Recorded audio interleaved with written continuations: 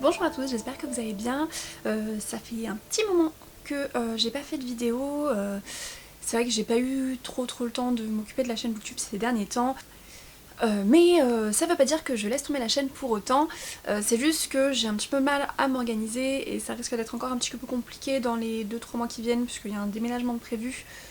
Donc je risque d'être encore un petit peu parfois présente, parfois absente. Donc je m'en excuse d'avance, je suis vraiment désolée, mais je ne vous oublie pas. Et je reviens avec un update lecture. Et il s'agit d'un update lecture sur une lecture du PLIB. Donc on approche de la fin du PLIB 2019, en mi-septembre, je crois que le 15, je crois que ça doit être ça. On devra voter pour le finaliste. Et donc aujourd'hui, tout simplement, je reviens vous parler d'une des 5 lectures finalistes. Je vous avais déjà parlé de Terre de brume et de Comment le dire à la nuit. Donc je vous mettrai les liens quelque part. Et aujourd'hui, je reviens pour vous parler de La fille qui tressait les nuages de Céline Chevet. Donc, déjà, je vous montre la couverture d'un petit peu plus près parce qu'elle est juste sublime. C'est d'ailleurs la première chose qui m'a attiré l'œil, qui m'a séduite dans ce bouquin, c'est sa couverture. Et ensuite, c'est vrai que sans trop lire le résumé, le fait que ça se passe au Japon était aussi un très bon point. Et les avis que j'en ai entendus m'ont beaucoup intriguée, puisque pour énormément de monde, ça a été un coup de cœur et surtout, ils étaient choqués des révélations finales. Donc je voulais savoir si je serais choquée à ce point aussi. Et donc j'ai lu ce livre il y a quelques semaines maintenant. Et je l'ai dévoré. Autant dire que je n'ai pas pu le lâcher à partir du moment où je l'ai commencé. Tout simplement parce que je voulais absolument savoir ce qui se passait, comment ça allait continuer. Et surtout, je voulais moi-même connaître en fait la clé du mystère. Donc dans ce livre, on va suivre Julian, Suichiro et Haru et Akiko. Quelque temps après la mort de la petite sœur de Suichiro dont Julian était amoureux. Ça se passe au Japon, ça se passe dans un univers assez particulier puisque il y a de la magie tout autour, mais sans que ce soit donc des pouvoirs magiques ou ce genre de choses.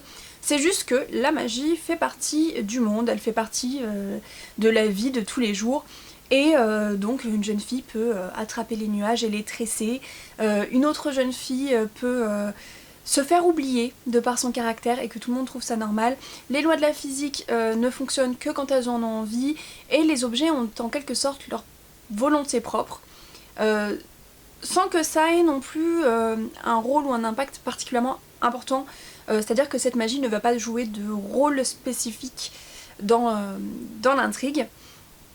Ils vont pas utiliser les pouvoirs magiques, ils vont pas utiliser ces choses-là.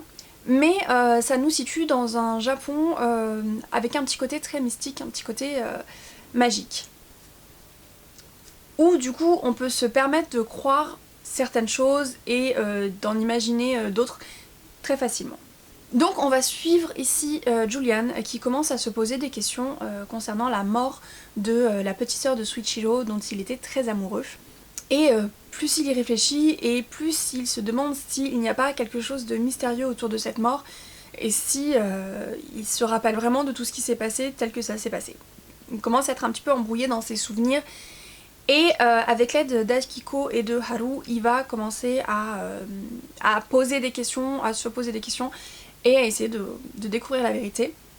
Et c'est là que Céline Chevet est un véritable génie. Elle a réussi à me balader tout au long de ma lecture, c'est-à-dire qu'elle m'a amené exactement là où elle voulait.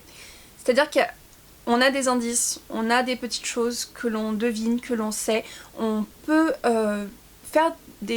émettre des hypothèses.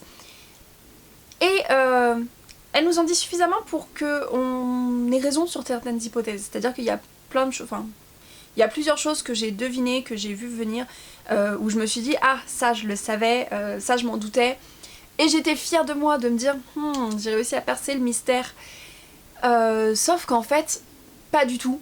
C'est-à-dire qu'elle nous laisse deviner certaines choses exprès pour nous mener en bateau encore mieux derrière. Et j'avoue que je suis restée complètement bluffée par la fin. Les révélations finales m'ont vraiment surprise et j'ai adoré ça et j'ai trouvé que c'était extrêmement bien fait. Non seulement c'est très bien écrit, la plume est très poétique, La couverture le montrait un petit peu de par les couleurs, qui a un côté très poétique, très doux. Et en même temps, cette couverture est un petit peu trompeuse parce que derrière cette plume poétique et cet aspect de douceur, on a aussi beaucoup de cruauté, on a un monde qui est dur, on a une histoire qui a un côté tragique. Et le mélange de tout ça est juste parfait. L'autrice réussit vraiment à nous emporter dans son univers, à nous choquer, à nous étonner, à nous surprendre, tout en nous y emmenant toujours avec beaucoup de douceur et presque de la lenteur, puisqu'au final j'ai eu l'impression que tout se passait assez doucement. Il n'y a pas de précipitation, on n'a pas de moments qui arrivent violemment ou avec trop de force. Tout est amené doucement et c'est juste magique. Vraiment, j'ai adoré ma lecture, j'ai passé un extrêmement bon moment et j'ai trouvé qu'en fait le dosage de tous les éléments était extrêmement équilibré et a fait que je me suis laissée mener en bateau tout le long et que j'y ai pris grandement plaisir. C'était donc ma troisième lecture pour le Plip 2019, après Comment le dire à la nuit et Terre de brume. Et pour le moment, je dois dire que c'est un gros coup de cœur. J'avais énormément aimé aussi Comment le dire à la nuit, et donc pour le moment, je réfléchis encore à savoir, puisque tous les deux sont dans des styles très très différents, lequel des deux aura mon vote, mais ça va être compliqué. N'hésitez pas à me dire si vous avez lu La fille qui tressait les nuages, ce que vous en avez pensé, ou alors s'il vous fait envie, si vous avez des questions dessus, n'hésitez pas à me dire tout ça en commentaire.